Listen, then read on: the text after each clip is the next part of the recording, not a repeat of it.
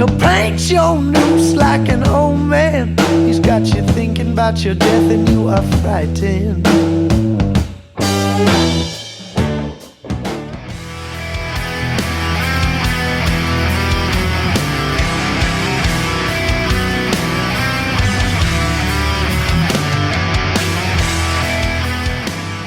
Hi to everyone, I'm Ada from PoisonedRock, and today we are with Neil Blanchett from My Dying Bride. Hi everyone. Hi Neil. Hi, how you First of doing? all, I'm fine, thank you very much. Today it's a rainy day and I hoped for a little bit of sun, there is not. And what about you? Yes, I'm doing really good. It's pretty much the same in Northern England. It's raining, it's dull, but that's like all Yeah. year round season for us, you know. Yes. From which part of England do you come from? Is if I may ask, because I really love United Kingdom, so um, I noticed the accent is. Yeah, it's Bradford in West Yorkshire, which is Yeah. Northern England.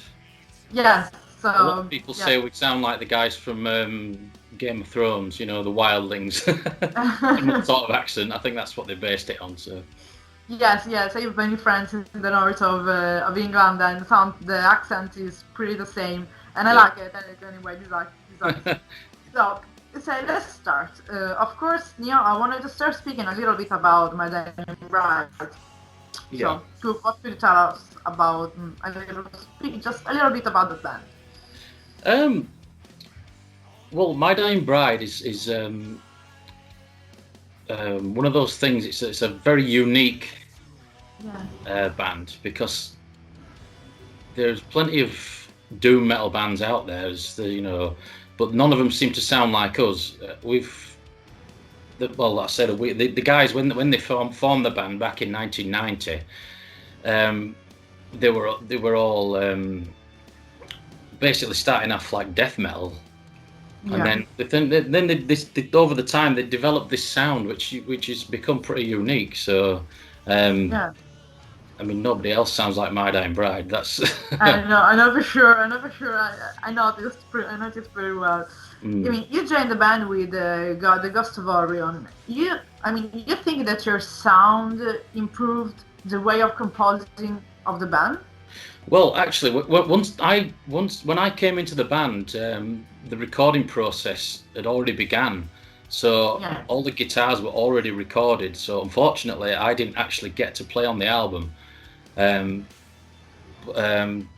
So I was very, very privileged to be one of the first people to actually listen to the album as it was being made, you know, and whether I don't think whether my sound would have improved it, I don't think so, because to me the guitar sound on the Ghost of Orion is the best guitar sound that the band have had since the beginning. You know, with the new label, signed to Nuclear Blast now, and I think they pulled out all the stops. And new producer Mark Minor, he did a fantastic job with that, getting all the guitar tones right, and I mean, as much as I would have loved to have been part of that, unfortunately, it wasn't there. So, so if I think the fans will have to wait till the next album to hear what my contribution will be. We are curious that, and your band with Anathema and Paradise Lost, we consider our pillar of doom death metal. What do you think about it?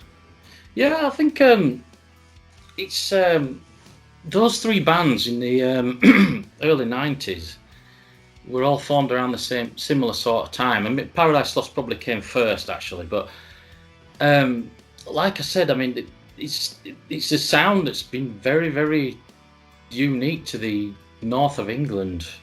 Anathema, I think they're from Liverpool, which isn't as far north as we are, but they were all around. It was a very rich time for doom metal and death metal in England at the time. It was a great. I mean, I was a teenager when all that was happening, and it was a great time to be a fan. We all used to go out and and you know, we could go drinking with these guys, you know. Yeah, that's amazing. They'd be in the local pub, and it was just amazing. I'm a proper fanboy, you know. Yeah, that's amazing because then you became part of the world. Part of Yeah, the that's world. right. Yeah. And it's interesting with those three bands that you mentioned, how they've all three have evolved in different ways. Yeah, sure. I mean, I think My Dying Bride are probably the band that has stayed more similar to they haven't as changed as much as the other two, and Anathema being the most extreme change. If you listen to the new Anathema stuff, it's very, very different, almost like a completely different band to, you know, comparing from what they were like when they first started out. So From the beginning, yes, for sure. And I mean, Ghost of War is probably one of the most representative album of My Dying Bride.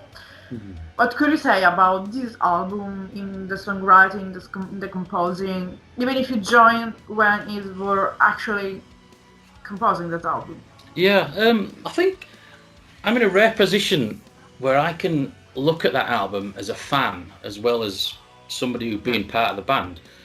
And when I went down to the studio in Huddersfield last year, when the early mixes were there, and I think I heard Your Broken Shore, and I think it was The Long Black Land, the two tracks off the album, and I was just completely blown away. I was like just excited about it, you know, like wow, this is My Dying Bride that's got a slightly different sound, but you can still tell it's My Dying Bride. They've not taken that essential part of what gives them the band the sound away. They've just added a little bit to it, and in doing that, I think they made the band a little bit more accessible for I don't want to use the word commercial because I've heard that word mentioned for a few times.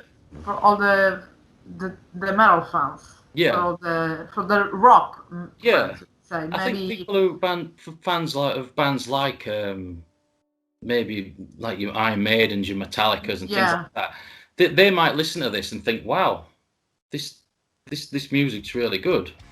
As it's not maybe like some of the older, so some of the older My Dying Bride things, these fans probably wouldn't touch it at all, you know, because it's a little bit, you know, acquired taste, as I'd like to say. But I don't think so, because when you are a really huge fan of a band, probably you will follow them ever. I mean, speaking for me at first, I mean, as a band, you're always looking for a new sound. Yeah. Even you were speaking about the new album, the songwriting about new album. You're looking for a new sound of that, or just maintaining the sound that there is actually on?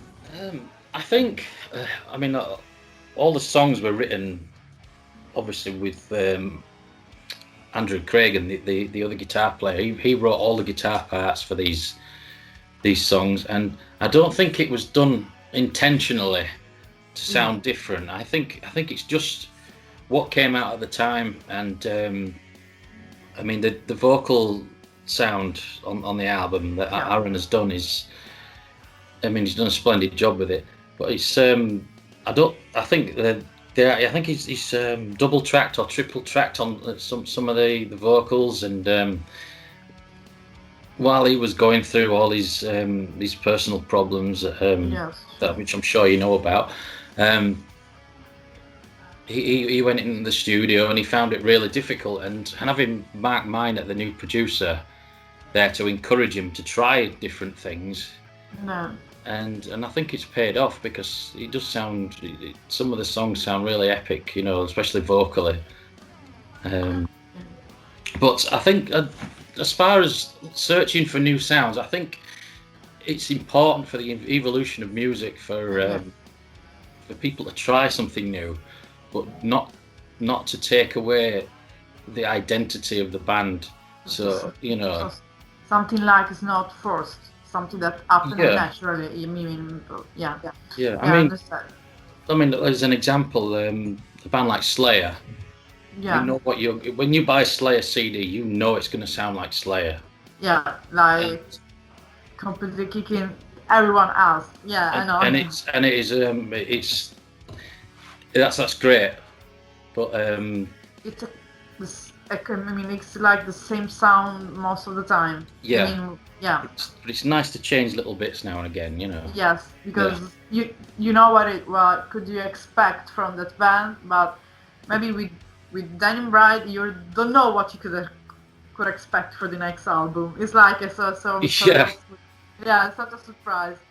Mm. And in your personal opinion, I mean, since you joined the band later, and you said you like a fan, which albums represented most my Dining Bright sound? Um, right. I mean, it's strange because My Dying Bride to me, there's two eras of the band. Yeah, It's the early era, which you've got As the Flower Withers, which is predominantly death metal sounding album, and then you've got Turn Loose the Swans, which is an iconic album for My Dying Bride. Every My Dying yeah, Bride fan knows Turn Loose the Swans, and I mean, I remember buying that album, and I was, you know, my first listen, I thought, wow, that's strange. I'm used to this, you know, screaming voice, and then suddenly the guy's singing. It's like, what's going on, you know? But over time, I've absolutely loved that album, and also The Angel in the Dark River. That's another iconic album, and then yeah. the one that followed that, which was Like Gods of the Sun. For me, those three albums are the most important. That's most important. Yeah, And speaking of still of Ghost of Orion, we see that there is also Jeff, singer from Paradise Lost, yeah. that joined the band for some song. What could you tell about that? I mean, I was the experience of sharing and some songs with him. Yeah, after Sean Steele's left the band, he left quite last minute.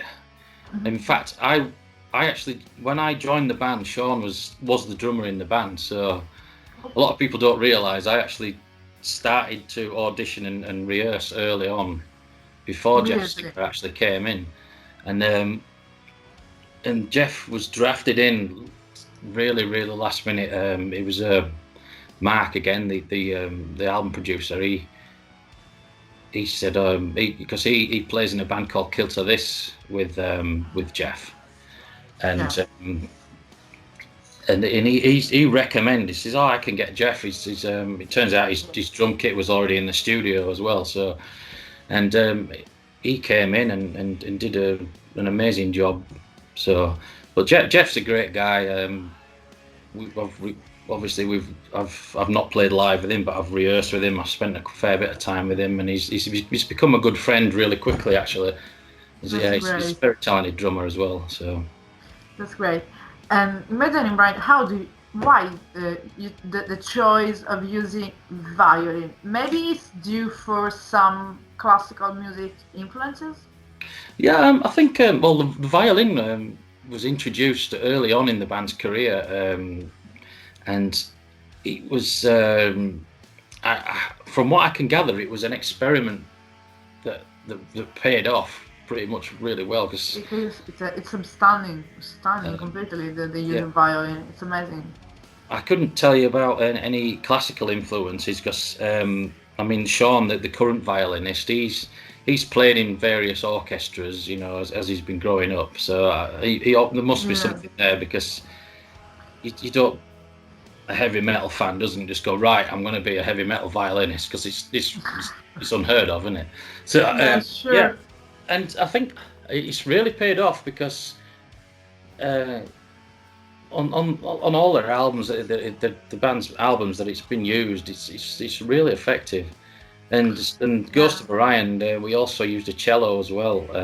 Wow. There's Joanne Quayle who came in, who is a excellent cello player. She came in and did a sterling job on that as well. So that's amazing. So if we should, for example, I don't like to label a band as a genre, but if we had to give a label of a genre to my Dying Bride, what would it be? Wow, that's a tough one. Miserable. uh, well, the band's always been labelled as a gothic doom, Yeah. and I think that goes. That's come about just purely from the fans who we've got people who listen to gothic music. They love My Dying Bride, and then you've got your metalheads who love it, doom fans, death fans. So sort of a different type of metal came into the band. I mean, you can think of I call someone it from melancholic doom with a slight gothic element, maybe. I don't know. Doom that goth, and Yeah. kind of metal. Yeah. And I mean, so we were speaking about, of course, the influences before, but there is particular band or I don't know type of music that influences My Dying Bride. Well, I think when the guys were forming the band, they Andrew and Aaron and Calvin and all them guys, they were all fans of Celtic Frost, Bathory. Huge band. Bathory. What's the other one? I'm sorry, I keep looking over here because I've got some notes, you see, and I'm just trying to just. Yes, it's okay. It's okay. I've lost my bit. I've got it on my phone, you see, so it's a bit. Yeah, I'm using my phone too, by the way. Yeah, it's bands like that were, and I've heard when I've talked to people in the band, they've talked about various influences that they really love, and I think because of the time, is like bands like Iron Maiden, and all of that. The classical, I mean, then new wave British heavy metal, basically. Yeah, that's right. Yeah. And I wanna just now make the last questions about My Dying Bride, that are the future plans of the band. Future plans, yes. Well, the main focus is to get back on stage. It's been 3, possibly 4 years since the band last played live. I personally have never played live with the band. Yeah. Oh. And we had a whole festival run booked for this year. It's been completely cancelled, which for me was soul destroying because of the COVID-19. Yeah. This is a struggle for all the music industry. Yeah, I know very well. So as far as I'm aware, the only one that hasn't been cancelled yet is the Eindhoven metal meeting. So fingers crossed. But yeah, fingers crossed for you. Right now, I know that you have another project, I read. Yes, that's right. I have a death metal band called Valafar. Speak a little about Valve. I mean, just tell us about this band too, because we are speaking about you now. Yeah, Valafar is a band that I formed 4 or 5 years ago now. We have 2 albums out, and we play. It's death metal with a Norse Viking sort of element to it. Oh, I never heard death metal with Norse element. That's interesting. Yeah, it's something that we're pretty proud of. We're not a huge band or anything, but yeah, check it out. I mean, because it's going to be a while before you hear me playing with My Dying Bride. So if you want to hear my sound, check out Valafar. Well, for sure. I mean, personally, I will do it, and of course, we encourage to all the people that will watch to check out for Valafar. So, yeah. Of course, I wanted to, because you're playing a doom band, you're in a death metal band with the Norse influences. I want to ask you your personal influences, as I mean, that influenced all your life. For you were a child, from now. Well, the band that was responsible for me getting into this type of music was Iron Maiden. I remember when I was, I think I was 11 or 12 years old, and I mean, we all know the wonderful artwork on the Iron Maiden vinyls, And as a child, we used to go shopping and I'd pick this thing. Oh wow, that is amazing! And and they came round Christmas time. My parents bought me an Iron Maiden cassette, and it was the Seventh Son of a Seventh Son album. Seventh Son of a Seventh Son, amazing. Yeah, and oh my God, just something just clicked inside my brain, and wow, and that's I thought that is all I want to do. I want to do this, you know. I So mean, I your made a future massive, were already planned yeah, with that. Yeah, it's yeah. amazing. I mean, I was lucky that my parents have always supported me with my music. You know, you get a lot of parents, oh, fucking heavy metal, it's the devil's music and all that shit. You know, whatever. Yeah. You know, Well, even now I'm sure it people happens. thought about it. Yeah. So and then from Iron Maiden, I got into Motorhead. With the rest in peace, always. Yeah. What they call Black Sabbath, all them kind of bands, and then I slowly got into heavier bands. You know, Slayer. Long I got buried my head in all of that as well. So, but Yeah, guitar sure. player influences probably. I'm a big fan of the Mastodon guitar player Brent Hines. I love his style of playing. His techniques are. I mean, God, the guy's amazing. Adrian Smith from Iron Maiden, Tony Iommi's riff writing is just incredible, second to none. You know. Yeah. So yeah, probably those three.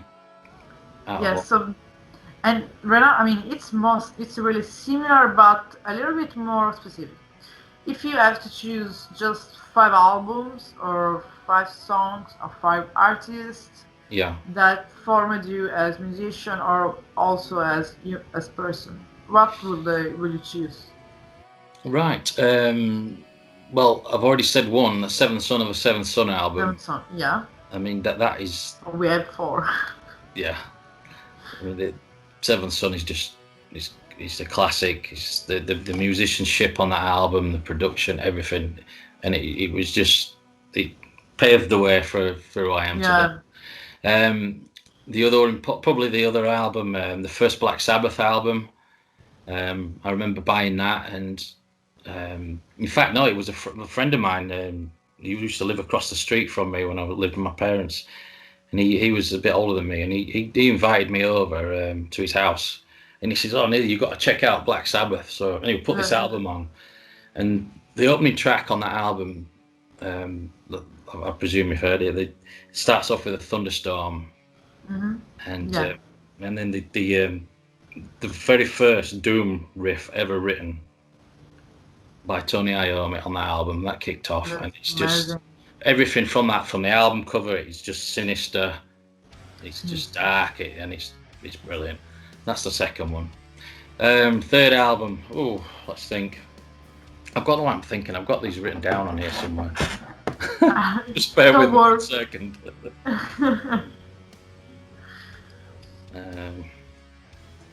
The screensaver keeps coming on my phone. So, oh, there we go. Moonspell. That's another band I'm a huge fan. Moonspell. Wow, they are amazing. Moonspell. Yeah.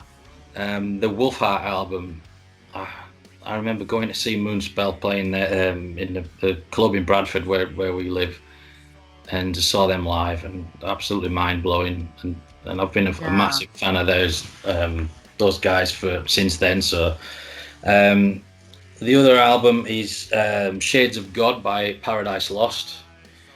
Yet again, I remember fond memories about going out and buying that album, seeing the band live on that tour, and amazing.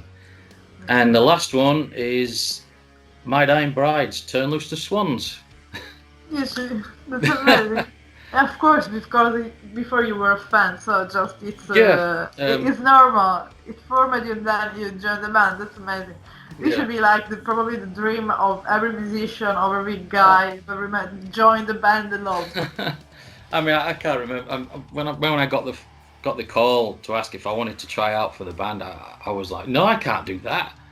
You know, and then slowly as the day went on, I'm thinking, you've got to do that. You've got to do it. So you have to do it, and then you hired that. Yeah. So, it is an absolute pleasure to. I mean, it's a dream come true. Sometimes when we're rehearsing, I have to pinch myself. You know, is this real? Is this really happening? I'm just dreaming. So I mean, I guess we are. I mean, at the end of the interview, I want to just ask you, first of all, a message to your fan of My Denim Bride and our followers. Yes. Well, I just want to say a big thank you for all the support that the fans have given the band through a lot of difficult times. With over the last few years, on behalf of the band, with all the stuff with Aaron and stuff, he's absolutely mind blowing. That some of the messages that he received, and also personally, all the fans who have welcomed me into the band from not knowing me, from nobody knows who I am. So, and some of the messages I've received have been absolutely wonderful. They really have, and that's very much appreciated. And also, I've just asked for the fans all over the world to be patient. We will try and get to play for you. Things are obviously impossible. We can't wait then. Yeah. So yeah. So yeah, that's about it. Yeah. So thank you, Neil. It was really a pleasure, and I hope to see you really soon in some live or listen to new materials about My Dining Bride. And I will check out also your other band, because it really made me curious that you that Norse metal. I'm really into both of these kind of music. Yeah, I'll send you a link. I'll send you a link to the Valve. Yeah, sure. Yeah, because it's really interesting. This mixing of hard riff and these you can say these northern belief. It's a good thing, because it's usually used by folk metal bands or death metal band or black metal bands. Yeah. So it's like something new. Yeah. And, check it out. Who knows? Maybe next time we will do an interview about Wolfari. Yes. Good. Yeah, for sure. Well, thank you very much. Thank you so much, and keep safe, and hope to see you soon in other lives. So, bye, Neil, and see you later. Thank you really much. Bye. Bye.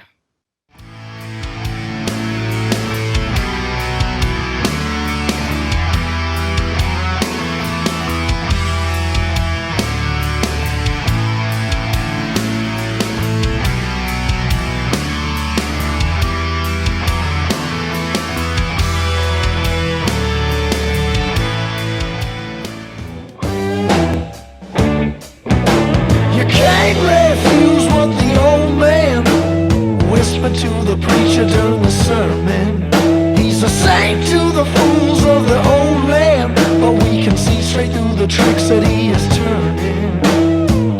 He'll speak, but you gotta